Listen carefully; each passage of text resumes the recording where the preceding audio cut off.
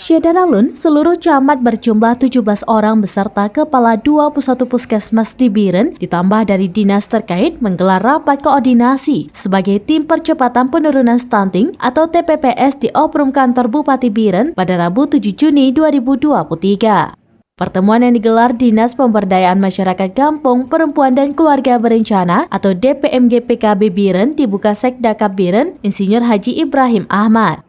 Rakor diikuti 78 peserta, mulai dari kepala puskesmas hingga seluruh camat. Sekdakab Biren Insinyur Haji Ibrahim Ahmad MSI selaku Ketua TPPS Kabupaten Biren mengatakan rapat koordinasi pada intinya mengevaluasi apa yang telah dilakukan sebelumnya dalam rangka pencegahan stunting.